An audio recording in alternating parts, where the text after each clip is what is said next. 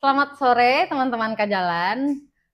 Sudah lama sekali aku nggak podcastan dan ini akhirnya menutup akhir tahun 2024 harus lebih baik.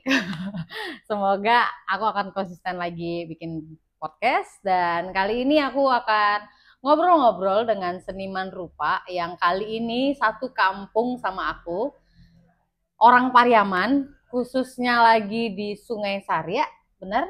Yes. Uh, dan sudah lama sekali berada di Yogyakarta dan menjadi mama karena kita juga punya suku yang sama yaitu suku Jamba. Udah Gusmen Heriadi. Halo. Hey. Selamat sore udah. Sore Siska. Akhirnya setelah 1 tahun kemarin janjiku kayak nanti ada bulan ini ada yang karena kesibukan masing-masing ya. Betul, sok-sok seniman ini jadwal ya. Kita banyak ya. Tiba-tiba ya karena freelance cari-cari jadwal. Nah, aku mau ngobrol, sebenarnya ini pertanyaan yang sering banget aku tanyain ke seniman-seniman yang aku tanyain. Pertama kali dah sebelum masuk ke ranah seni rupa, udah percaya bakat atau percaya sesuatu itu bisa dipelajari? Oh, kalau pertama kali masuk ke seni rupa, itu mungkin bakat dari kecil ya. Di SD aku sudah suka menggambar. Oke. Jadi di usia-usia SD itu, aku senang baca komik Indonesia. Komik Indonesia? Komik Indonesia. Apa tuh komik Indonesianya dulu? Di era-era 80-an itu komik Indonesia kan lagi bagus-bagusnya. Okay. Dan aku sering beli komik itu di pasar. Kalau di kampung, komik pasar itu kan pasar pekan itu kan 1 kali cuma 1 minggu. Iya benar. Di pasar itu ada 2 orang pedagang komik bekas. Komik, majalah, novel dan segala macam. Dan aku sering beli komik di sana. Oke. Beli, baca, lihat gambarnya, dicontoh. Dari komik, lihat gambar, contoh. Contoh, awal itu contoh. Itu setelah itu masuk SMP. Di SMP juga aku mengelola mading, majalah dinding lah waktu itu. Anak mading banget tuh kita. Dan aku ilustratornya di sana. Sudah jadi ilustrator. Ilustrator. Itu aku bikin komik berseris di mading itu. Ceritanya apa? Cerita silat. Cerita silat. Oh, anak muda. Anak muda. Cerita sendiri, gambar sendiri. Tamat SMP, wah ini hobiku cuman menggambar. Di matik-matik nggak suka gitu kan. Kalau di sekolah itu, matematik itu kalau nggak merah, dapat 6 gitu. Naik 1 aja. Wah, ada kakak itu penulis juga, namanya Sofiardi. Dia yang menyarankan itu. Di Padang itu ada sekolah seni, sekolah yang khusus seni, khusus menggambar. Aku tanya ke dia, matematiknya ada nggak di sana? Oh nggak ada, menggambar aja. Oke, aku ke sana aja. Gitu. Langsung tanpa gitu. Pemikiran. Langsung tanpa pemikiran. Udah, aku datang ke SMSR itu daftar di sana, keterima. Oke, berarti udah, kalau orang kan banyak, beberapa SMSR tuh kan ada 2 ya, atau udah banyak waktu itu? Kan orang biasanya kalau seni rupa SMSR tuh perginya ke Jogja. Di waktu itu kalau nggak salah baru ada 4 ya SMSR seluruh Indonesia. Jogja, Padang, Bali, Palembang kalau nggak salah. Satu lagi. Ada Palembang. Iya, ada Palembang. Terus kenapa udah memutuskan Padang? Apakah yang lainnya udah belum tahu waktu itu atau? Belum tahu. Berarti baru merasa oke Padang. Iya. Jadi akhirnya memilih di Padang. Memilih di Padang. Sampai di Padang keputusan udah pada pertanyaanku tadi, bakat dan sesuatu bisa dipelajari itu, apakah merasa ada pergeseran atau memang wah di sinilah tempatku dan emang bakatku di sini? Iya. Dan malah di SMSR itu aku tuh ngambil desain malah. Desain.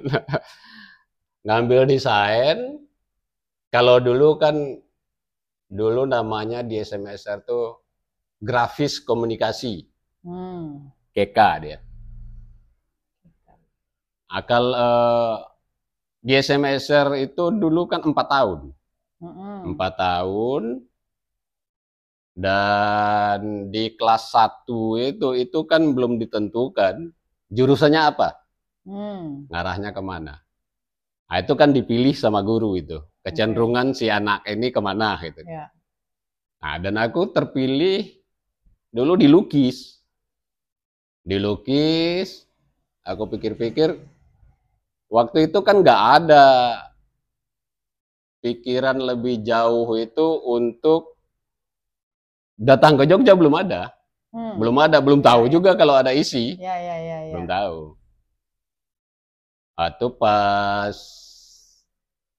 waktu itu kenapa memilih Diskom itu, desain itu, bayanganku selesai desain itu aku sudah punya kemampuan untuk buka, kalau dulu reklame ya, advertising gitu kan.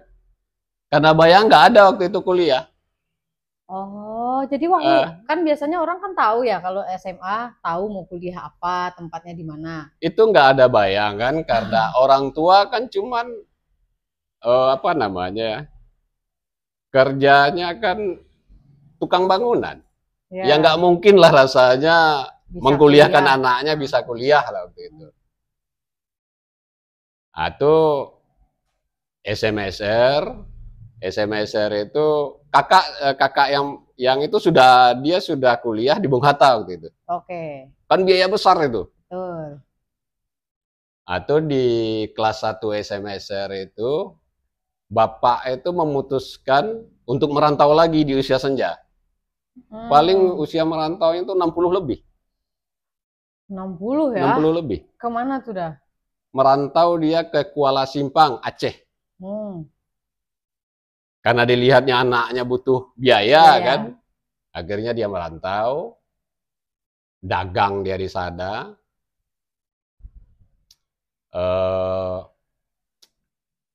Dagang. Aku sudah sekolah di SMSR.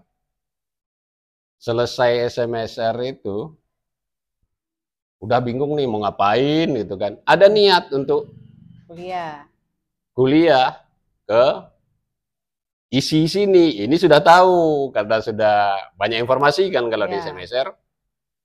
Sudah tahu isi, ingin melanjutkan ke sini. Pulanglah ke Aceh.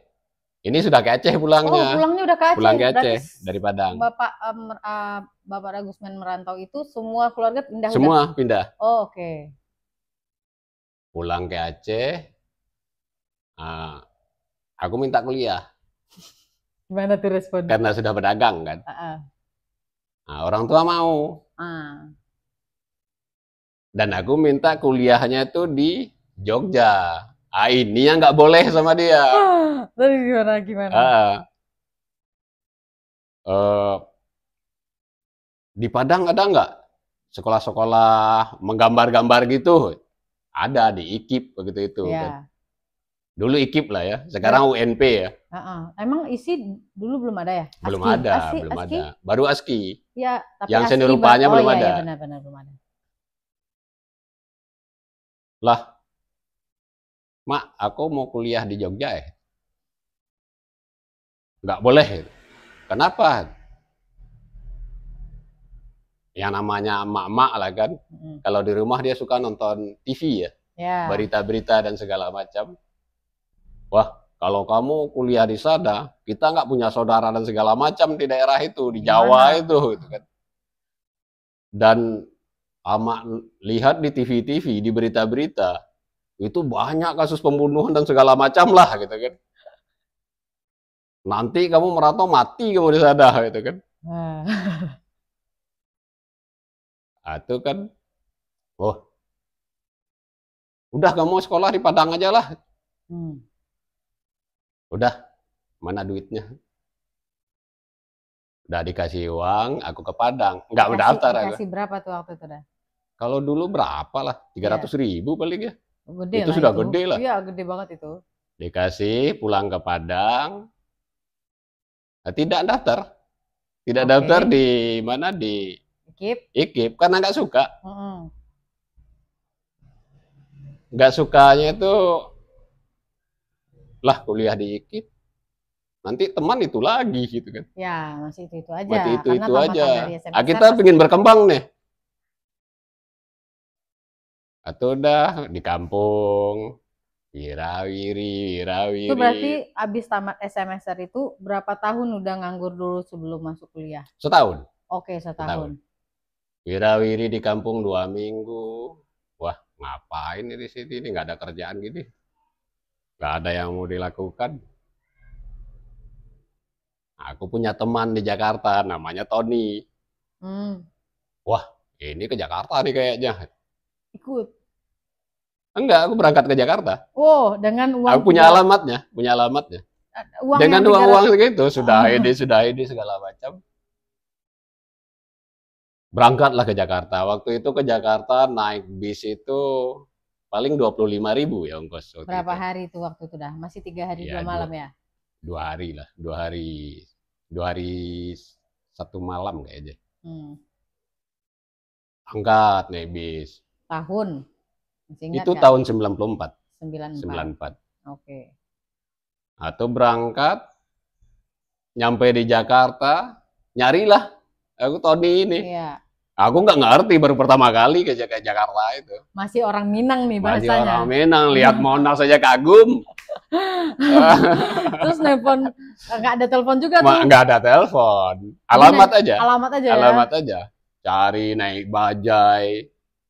Waktu itu kalau nggak salah hari Jumat.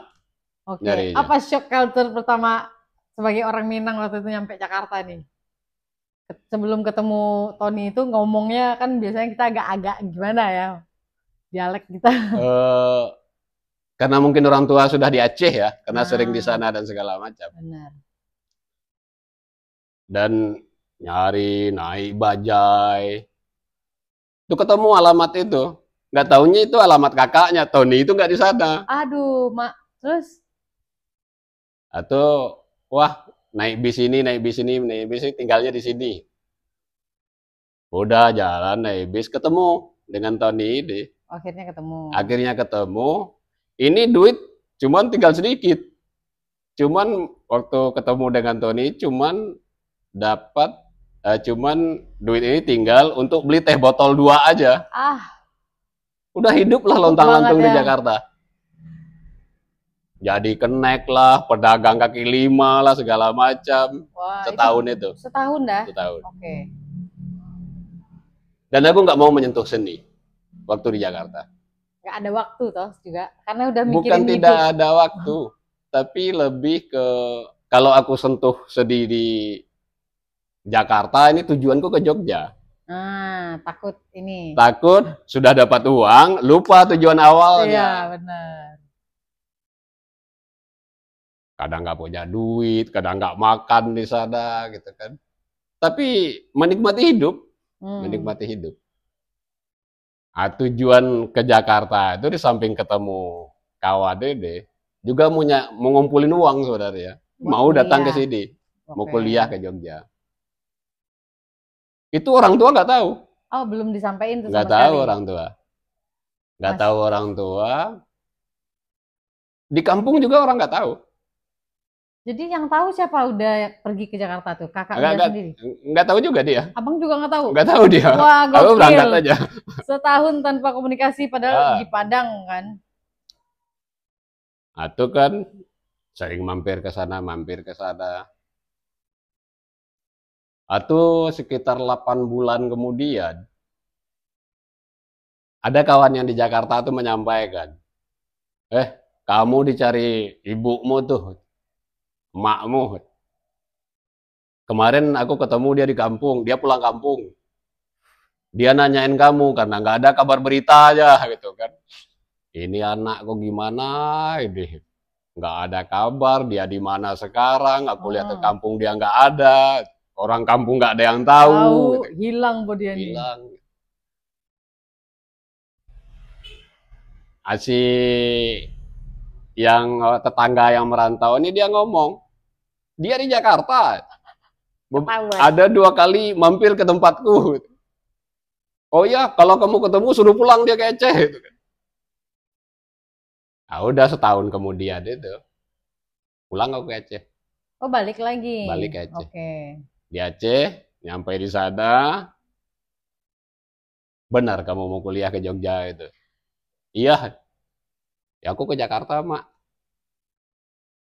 Itu nyari duit ya untuk ke Jogja. Udah kamu kuliah aja di sana. Nah, masuklah, datanglah ke Jogja itu tahun 95. 95. Oh, berarti oh ya setahun persis. 95. Terus nyampe Jogja. Nyampe Jogja. Lihat Jogja dulu nih gimana. Lucunya ke Jogja itu aku nggak punya alamat. Datang aja gitu kan. Pokoknya Jogja. Jogja. Yang aku tahu Jogja itu cuman Malioboro. Nggak ada yang lain. Oke. Padahal niat utamanya mau masuk isi ini. Alamat isi nggak tahu. Nggak punya sama sekali. Atau turun di Terminal Lama Umbul Harjo. Itu keluar dari terminal, naik becak. Naik becak, nah becakin aja. Mas, ke Malioboro-nya di bagian mana? Udah yang ramai-ramai aja, Pak. Turunin aku di sana. Udah, becak. Turunlah dekat di samping Mirota Batik. Mirota Batik. Dekat jam itu. Ya. Turun di sana, itu sudah jam 7 malam. Lah, terus tidurnya jam gimana? 7 malam, udahlah jalan-jalan di Malioboro ini lah dulu. Jalan di Malioboro, itu kan set. Papasan dengan Yunizar. Kan dia senior di SMSR. Oh, oke. Karena memang udah kenal. Yunizar sama Zulfahendra, gitu. Dia ada jalan berdua. Dia itu habis beli kanvas di Liman. Liman masih di sana ya sampai sekarang ya. Papasan, aku tegur. Dah, dilihat. Kamu mau kemana? Mau masuk isi. Gitu. Masuk isi. Udah ikut aku, kawan-kawanmu sudah nunggu tuh, sudah latihan gitu kan di tempatku. Gitu. Oh. Berapa tahun jarak udah sama? 2 tahun ya Nizar. Oh, berarti dia tempatnya emang untuk teman-teman dari kampung juga. Iya, di waktu itu kan orang Padang itu diisi kan nggak begitu banyak. Iya, benar-benar. Jadi mengandalkan senior lah. Iya. Itu udah. Akhirnya ada tempat tidur. Datang ke tempat Yunizar. Yunizar tuh satu kos sama Alfi. Udah di sana sudah ramai. Udah latihan lah kita, gitu kan. Latihan. Tuh keterima di isi. Kuliah akhirnya tahun 95. Langsung terima di isi. Terus ketika kuliah apa perbedaannya dengan pola pembelajaran di Padang? Ya walaupun ini beda SMA dan kuliah gitu. Perbedaannya itu lebih ke lingkungannya ya. Vibes-nya ya. Vibe-nya. Kalau dasar-dasar di SMSR dulunya juga diajari. Diajari semua. Tetapi kalau pas datang ke isi kita mulai lagi dari nol nih. Ulang lagi. Belum tahu apa-apa. Kenapa? Belum tahu apa-apa. Misalnya dalam kita cat air gimana, itu gimana, teknik-teknik itu kan kita belum tahu. Kalau sekarang mah enak, YouTube ada segala macam ada untuk belajar. Ya? Iya. Oke. Terus berarti pas kuliah itu kan 4 tahun juga tuh. Udah kuliah berapa tahun? 10 tahun. 10 tahun teman-teman, nggak Dulu, apa-apa. Ya, dulu. Kadang dulu tuh alasan orang nggak mau cepat tamat tuh kan karena masih ada pengalaman yang lain yang asik, masih asik nih gitu. Bisa iya. Dan juga akhirnya aku sendiri kan dibiayai sama orang tua kan cuma 3 tahun. Ya, oh cari uang sendiri Ya ya. karena susah lah hidup dia setelah reformasi kan. Ya. Setelah reformasi, pedagang-pedagang, apalagi di Aceh, yang belanja kan orang-orang trans dari Jawa. Benar. Nah, di saat reformasi selesai, di saat reformasi selesai, Soeharto turun, gerakan Aceh Merdeka kan menjadi-jadi tuh. Muncul. Orang Jawa segala macam diusir lah segala macam. Nah, pas kondisi-kondisi gitu di Jogja waktu udah kuliah kan udah mempelajari banyak hal segala macam. Bagaimana tuh udah mulai mencari uangnya dengan cara apa waktu itu? Pernah juga melukis potret di Malioboro. Gitu kan. Kayak orang di Bukit Tinggi. Ya macam-macam lah. Gitu. Soalnya kebutuhan dulu dengan sekarang kan beda. Kita nggak dulu transportasi kita sepeda aja. Indah sekali Jogja dulu ya, deh. Dengan sepeda benar-benar. Ya kalau untuk kita mengenang masa lalu indah lah ya. Tapi kalau untuk anak muda sekarang, dia di generasi yang ini ya.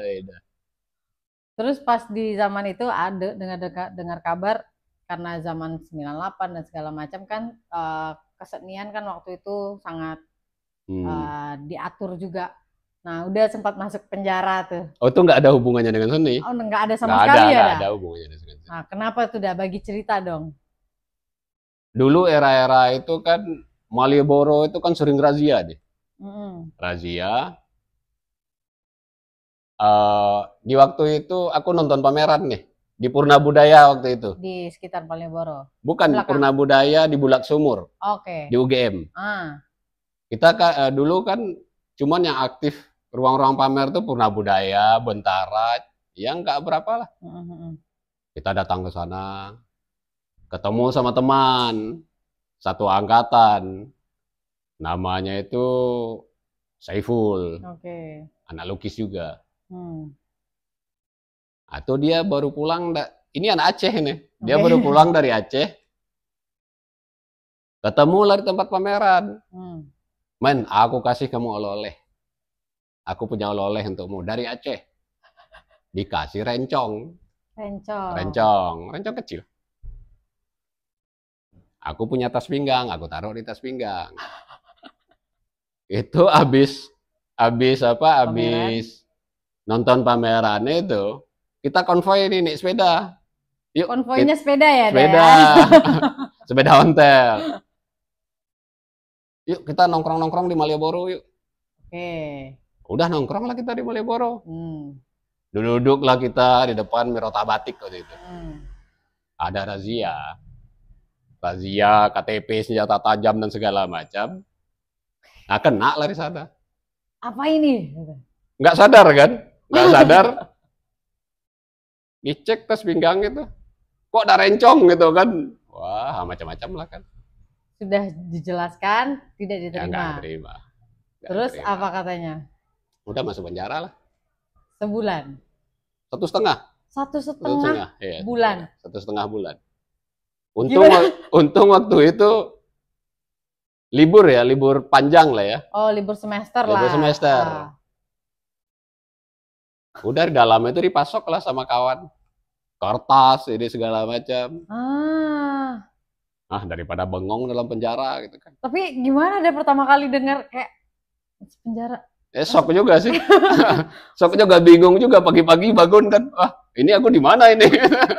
Tapi udah sendiri kan, karena udah sendiri yang ketahuan ini. Sendiri, yang lain responnya gimana, menertawakan atau kayak? Enggak, sibuk, kawan-kawannya sibuk. Gimana nih caranya di luar mungkin ya. Dia ngurus kan itu. Makanya sering dibesuk tuh. Sering dibesuk. Udah ngomong, aku butuh kertas nih daripada bengong dalam. Dikirimlah kertas. Makanya banyak sketsa aku itu. Iya. Di dalam penjara, di kantor polisi, dan penjara di penjara apa? Di Ragunan lah ya. Di Ragunan, separuh-separuh lah ya. 1,5 bulan itu. Oke. Ada pengalaman apa yang udah sadari ternyata setelah masuk penjara? Ya, Gara-gara kalau di kejadian dalam penjara itu bertemu dengan orang-orang yang di tahanan-tahanan dalam, tahan dalam, menakutkan. ya sebenarnya tidak menakutkan. Oke. Tergantung apa namanya kasus kita ya. Oke. Di waktu itu mahasiswa kan masih dihormati Hmm. sama polisi, sama apa. Ya mana-mana aja dalam. Jadi pas sudah ngelukis-ngelukis polisi-polisi itu apa? Dan di waktu itu masuk Wirogudan itu dipindah ke Wirogudan. Kan kawan-kawan senior-senior isi yang di luar kan juga banyak juga kawan-kawannya di dalam. Oke. Karena kasus-kasus yang lain. Iya, anak-anak isi di era lampau kan kawan-kawannya gali lah segala macam lah kan. Ya masuk kasus pembunuhan segala macam kan di dalam tuh. Iya, Itu kawan-kawan mereka. Jadi dia besuk itu, dia pasti titip. Ada temanku Gusman, tolong kamu jaga ya. Aman dalam penjara. Terjaga. Dipasok terus kan sama anak-anak. Iya. Muncullah banyak karya akhirnya setelah 1,5 bulan. Kalau dalam penjara mah orang-orang yang tertahan itu, kalau sudah dalam penjara kan baik semua dia. Benar. Mereka mengatakan dia nggak bersalah gitu kan. Taat semua aturan. Pokoknya cepat keluar ya. Setelah keluar dia berbuat lagi. Tapi ini si Rencong masih aman tuh sampai sekarang jadinya. Masih ada nggak itu? Enggak lah. Udah hilang.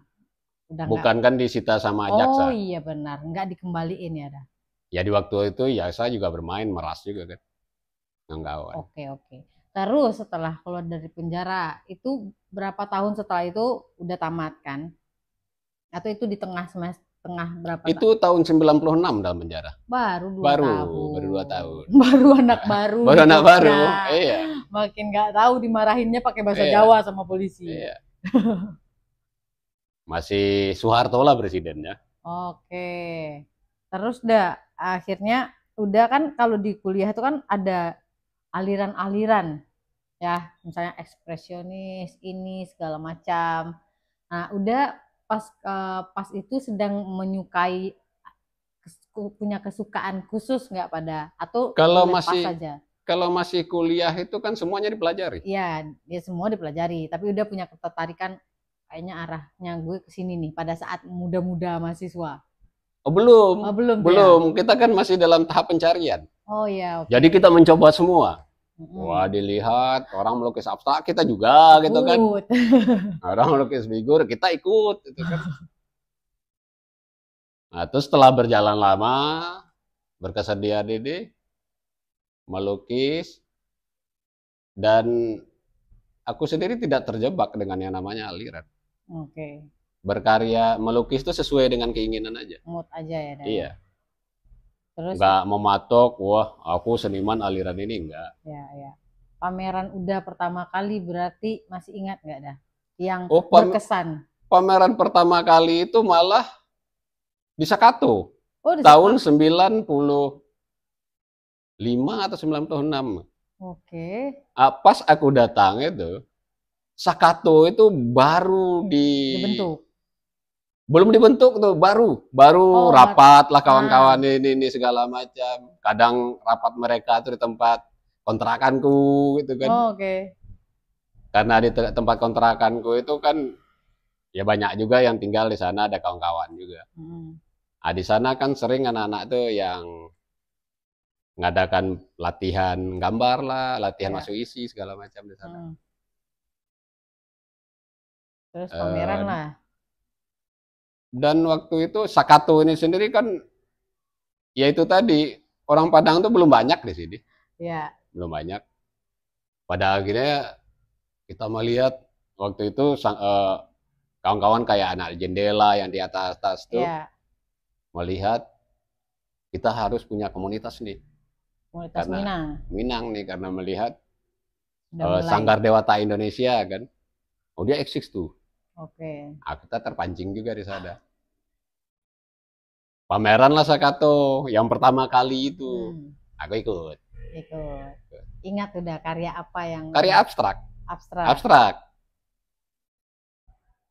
Wah. Judulnya apa waktu itu? Judul karya itu kalau nggak salah Pertemuan.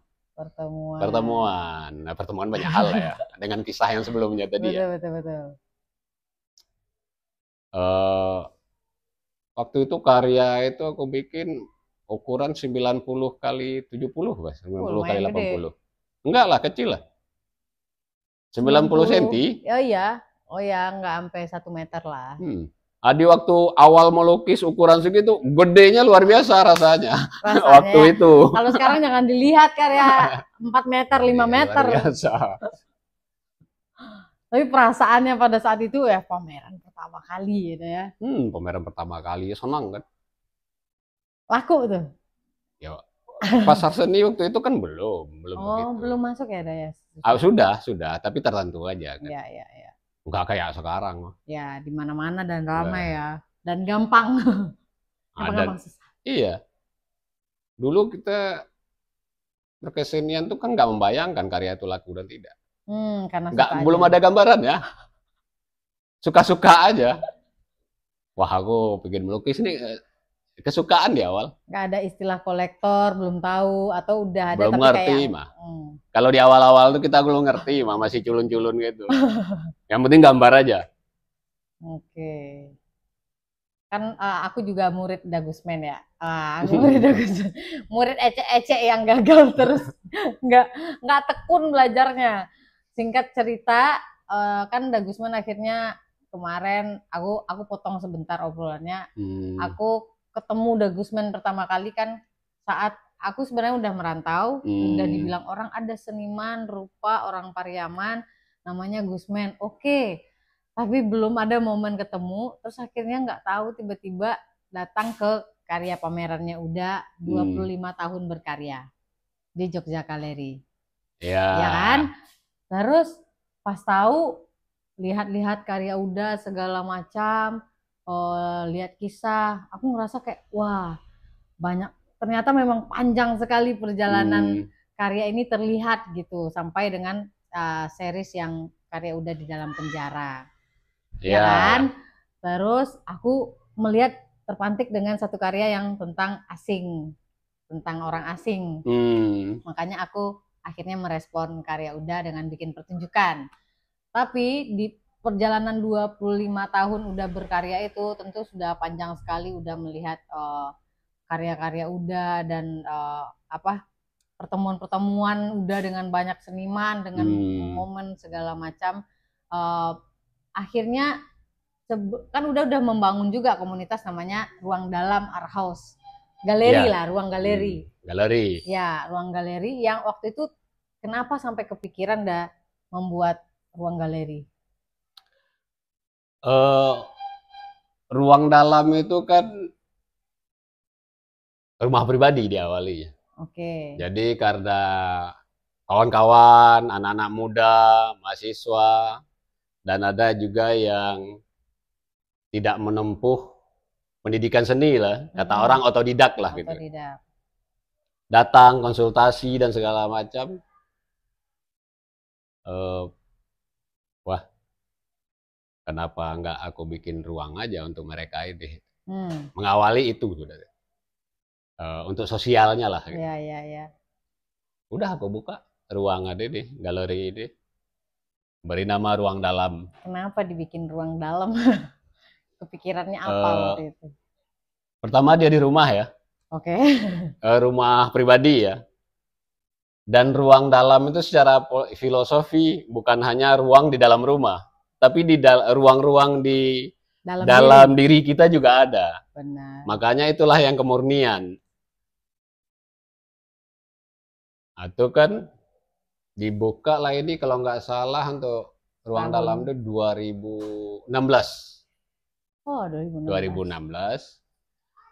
Dengan konsep ruang dalam itu pertama itu kayak ruang inkubator. Inkubasi. Itu orang-orang yang mau belajar. Iya, yang mau belajar.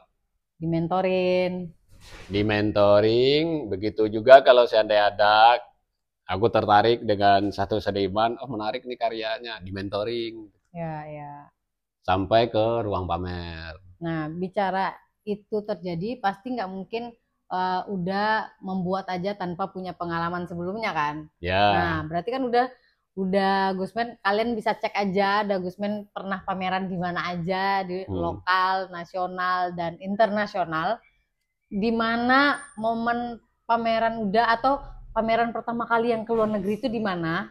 Terus apa yang membuat udah punya mindset yang kayak di luar begini, apa bikin atau apa? Merokok boleh lah ya? Boleh lah sambil sebat. Sebat lah ya.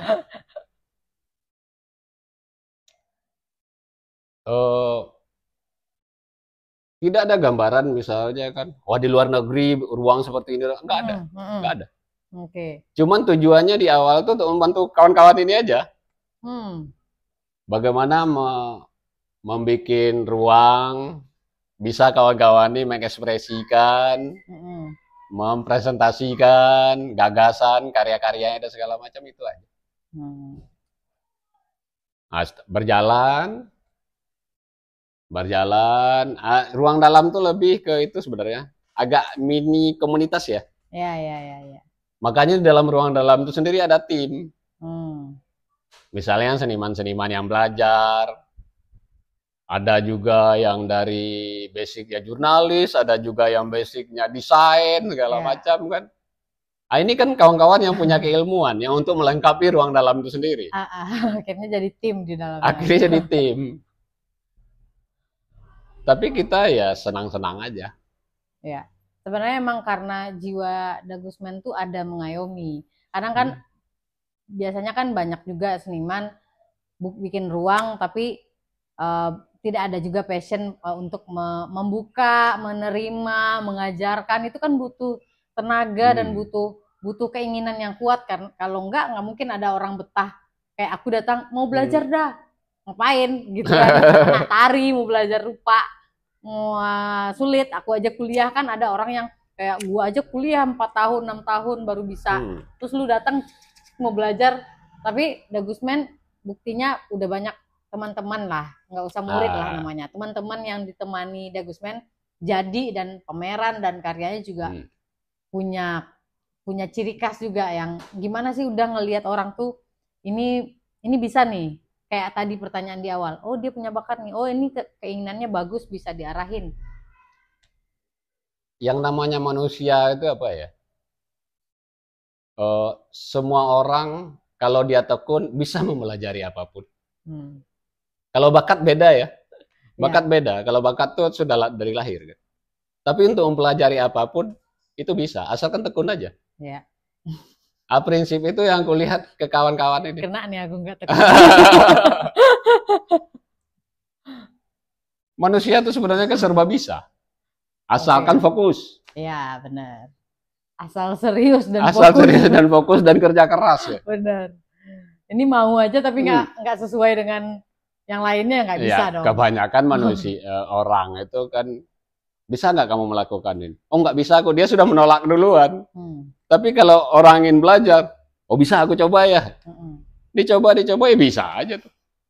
Apa sih yang nggak bisa kalau manusia tuh punya kayak gini? Nah, untuk orang yang bisa pameran dulu udah melihat dulu mahasiswa atau udah untuk bisa pameran itu apa tahapannya Apakah sesulit atau segampang sekarang atau gimana Perjuangannya agak berbeda ya.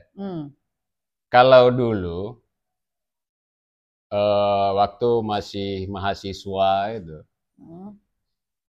ruang-ruang di Jogja kan sedikit sekali. Ya, nggak banyak. Paling 2, Purna Budaya, Bentara, dan ada juga Cemeti waktu itu ya. Cemeti kan punya itu sendiri, garis sendiri. Gitu. Untuk masuk ke Cemeti di waktu itu kan sulit juga.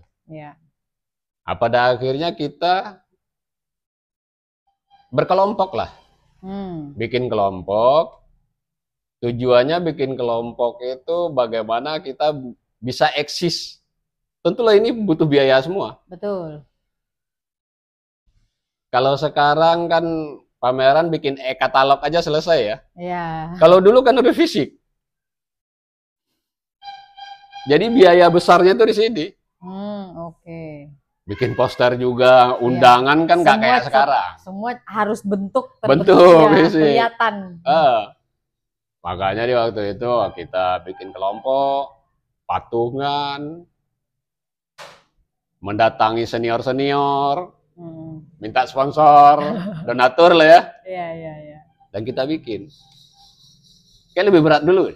Iya. Dan untuk bisa pameran itu ada hal yang spesifik nggak? Harus berapa kali dulu atau karyanya udah nggak ada ya? Berarti dari dulu sampai sekarang nggak ada aturan. Sama aja nggak ada.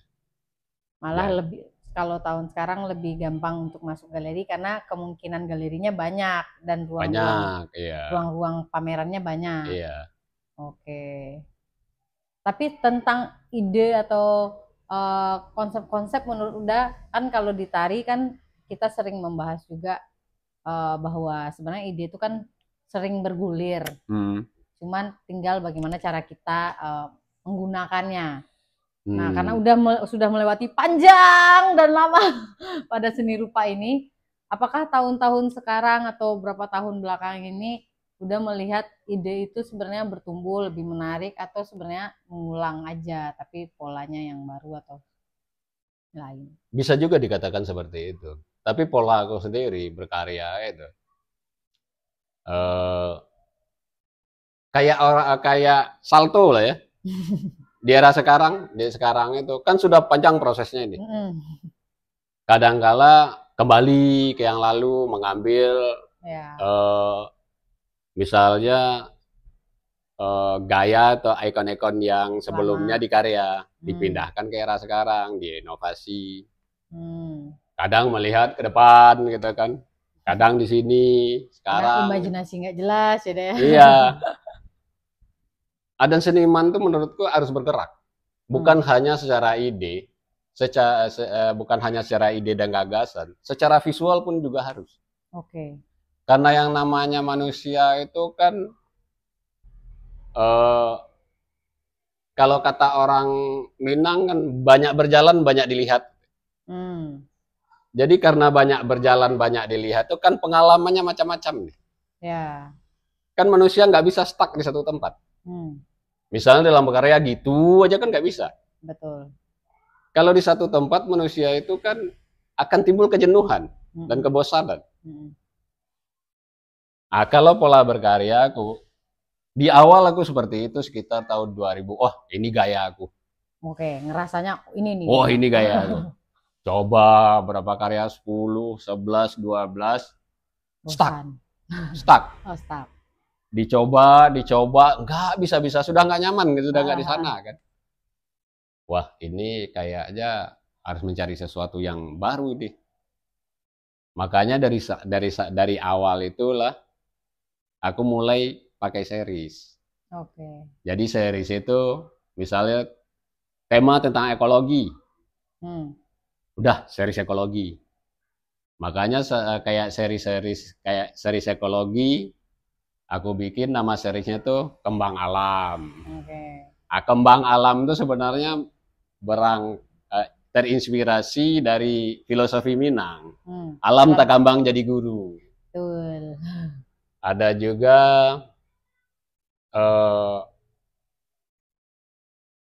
seri-series yang lain. Banyak series itu. Ya, udah juga suka membaca ya soalnya. Selain baca komik, novel dan puitis-puitis dan kisah-kisah, itu juga sebenarnya menginspirasi juga nggak ada ke karya-karya Rupa Uda? Pasti. Oke. Pasti. Misalnya kan, aku mau bikin series tentang kota nih dengan problemnya. Ya aku cari buku yang tentang kota sendiri. Yang terutama yang aku cari buku itu malah lebih ke novel kayaknya. Oke. Novel-novel.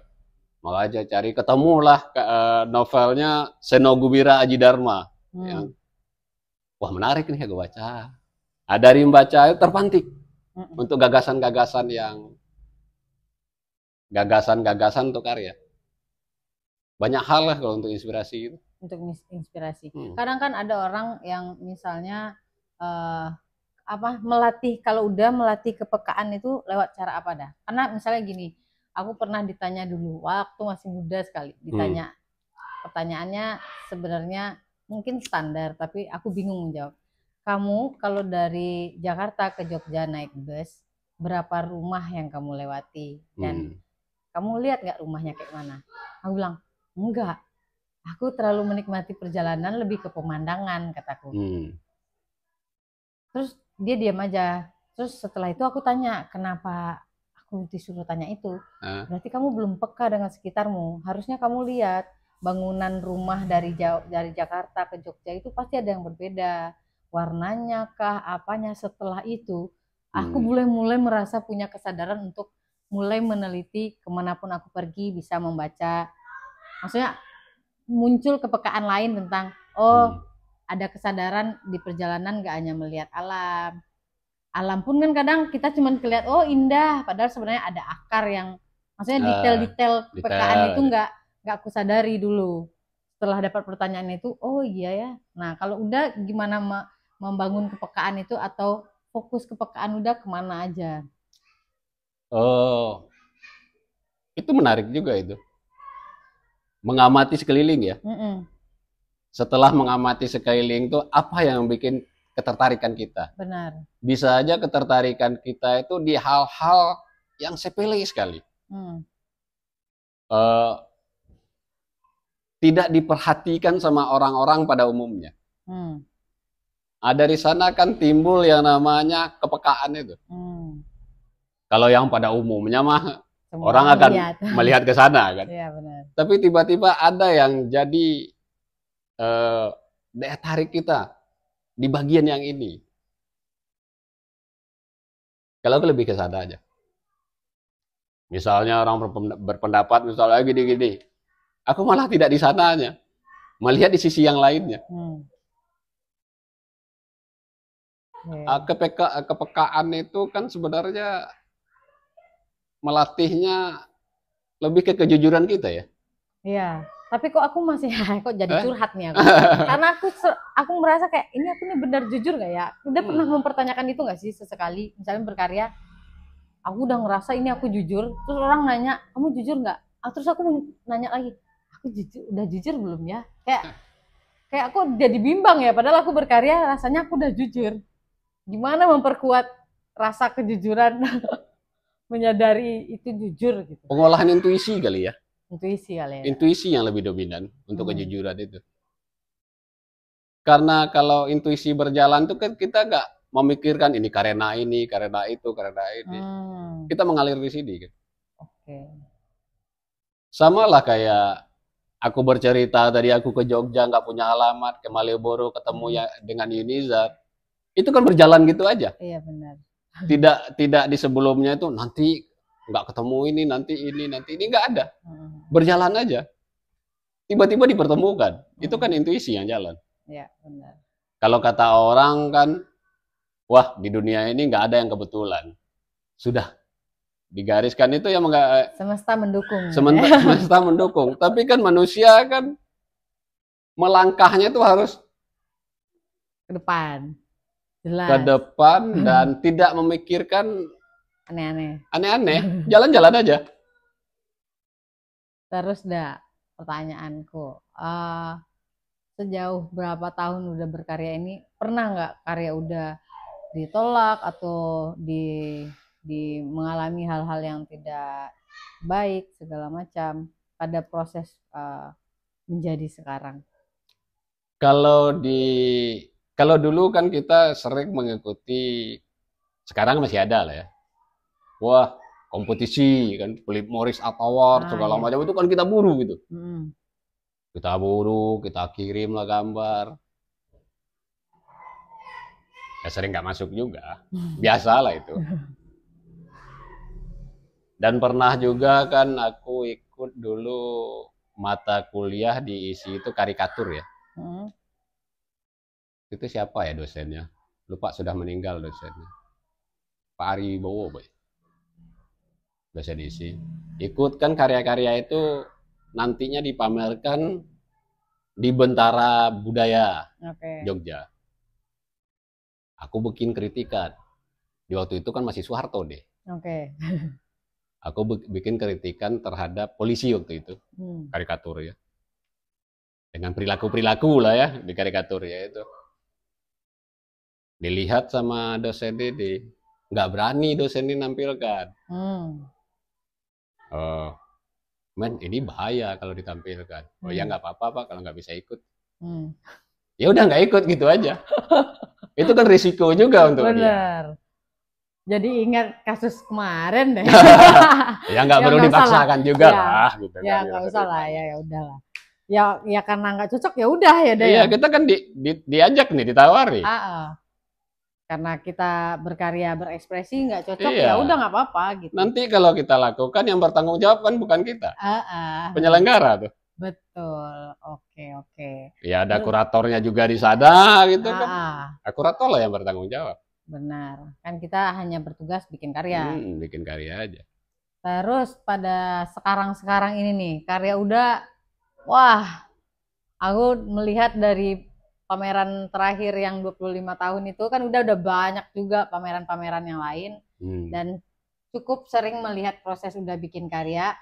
Nah sekarang lagi suka kemana nih dah karyanya dah?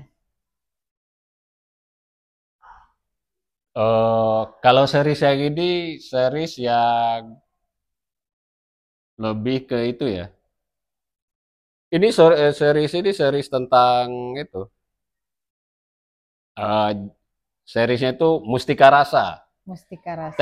Terinspirasi dari apa? Menu masak Soekarno lah ya. Yang bikin buku itu ya. Wah Mustika Rasa nih. Jadi Mustika Rasa itu lebih ke rasa dia. Lebih ke intuisinya tuh ada. Jadi kenapa Mustika Rasa? Ya aku sendiri berkarya mengalir, menemukan mustikanya, bentuknya. Makanya sebagian besar karya-karya ini lebih ke keluargaan. Dan ini beruntung ya dilihat sekarang belum dipamerin jadi. Mustika. Tapi dah. Apa hal yang belum kecapai rasanya dah sudah sejauh ini? Atau ada yang pengen banget tapi belum nih gitu atau lagi menyiapkan? Apa ya? Karena mengalir terus nih pasti aku pengen ada sesuatu nggak dalam hati yang lagi pengen atau dari dulu belum atau apa? Pencapaianku cuman itu. Aku pengen punya ruang pajang pribadi, studio pribadi, include jadi satu, dan di ruang pajang pribadi itu lebih ke apa namanya ya? Kayak museum lah ya. Dipajanglah karyaku dari awal sampai akhir, perjalanan-perjalanan gitu, catatan-catatan dan segala macam. Arsip ya dah. Arsip. Itu dari. Bisa dah. Kalau soal kita pameran di mana kan sudah dilakukan, Mas. Ya. Tapi ada keinginan, impian lah ya. Itu impiannya. Biar jadi museum ya dah. Iya, biar abadi lah dia. Amin. Kan tanah yang sana udah tanah yang besar di sana tinggal digarap kan. Terus dah kalau mau ini sering sih aku tanyain ini kanak-kanakan sih sebenarnya. Kalau mau ngobrol sama Gusman yang dulu, sekarang udah mau ngomong apa ke Gusman yang dulu? Beda lah kali ya. Kalau dulu kan belum tahu apa-apa, belum banyak tahu apa-apa. Iya, mau ngasih apa nih? Mau ngasih sesuatu, mau diomongin apa ke Gusman yang dulu? Walaupun apa namanya, aku tergolong produktif lah, kata orang-orang, kata Seniman. Bukan kata orang-orang benar. Tergolong produktif lah. Tapi aku merasa aku belum begitu produktif. Banyak hal, banyak waktu yang aku sia-siakan. Banyak waktu yang aku sia-siakan, banyak waktu yang aku anggap sekarang itu apa namanya, aku sepelekan di waktu itu. Main kadang nggak penting gitu kan. Walaupun banyak juga karya-karya yang sekarang aku simpan dari dulu kan. Tapi banyak juga yang hilang tuh. Nah, dulu aku gampang ngasihkan karya ke orang, ke kawan kan. Walaupun tidak gampang-gampang amat. Okay. Tapi ada penyesalan juga. Karena yang dikasihkan ke kawan itu kadang kawan juga dia nggak begitu paham juga dengan seni kan, kita kasih, dia minta kan. Kita menyepelekan di waktu itu. Nah, di sekarang sekarang aku menilai karya itu penting untukku. Emang menyesal itu terakhir ya? Menyesal terakhir. Kita nggak bisa mengantisipasinya ya. Dan. Makanya sekarang aku berapa tahun belakangan ini berkarya di media apa aja. Ya. Dari tahun 2000. Berkarya apa aja. Jadi kemana-mana aku bawa pasti buku skate. Di atas kereta, di atas pesawat, bengong, itu nyeket aja. Imajinasi kan jalan tuh di waktu itu. Benar. Udah, dari skate-skate itulah banyak menginspirasi pemantik. Skate ini pemantik untuk berkarya yang besar-besar. Walaupun tidak meniru 100% skate itu ya, tapi pemantik aja. Buat anak-anak muda yang lagi pengen atau lagi menyukai seni rupa nih, apa tips dan triknya atau pesan Uda untuk kawan-kawan ini? Iya, hargailah proses ya. Hargai proses dan tetap jujur dalam berkarya. Tetap jujur dalam berkarya. Dan satu hal lagi, apa namanya? Tetaplah hargai orang seniman-seniman di era sebelumnya ya. Atau senior-senior, atau banyak belajar lah dari mereka. Bukan untuk senioritas ya, tapi bukan untuk senioritas, respect. Bukan. Banyak belajar lah dari mereka. Otomatis perjalanannya sudah segitu, untuk pengalamannya banyak kan. Benar. Jadi teman-teman kalau mau ke Ruang Dalam bisa cek Instagramnya, ada Ruang Dalam Art House. Terus Instagramnya udah Gusman Heriadi. Teman-teman kalau mau inkubasi, mau belajar, mentoring, atau nongkrong-nongkrong aja juga bisa, gampang. Karena sekarang join sama rumah. Jadi mungkin setelah ini ada ruang sendiri, ada yang kayak tadi yang udah obrolin, punya ruang pajang sendiri, tanahnya udah ada. Kita cari sponsor untuk dibangun. Iya, entah kapan ya itu ya. Entah kapan. Tapi yang penting niatnya ada. Ya. Mimpi ada ya. Tuhan mendengarkan. Amin. Amin. Terima kasih banyak Gusman. Sama-sama Siska. Sampai ketemu lagi di podcast selanjutnya. Assalamualaikum warahmatullahi wabarakatuh.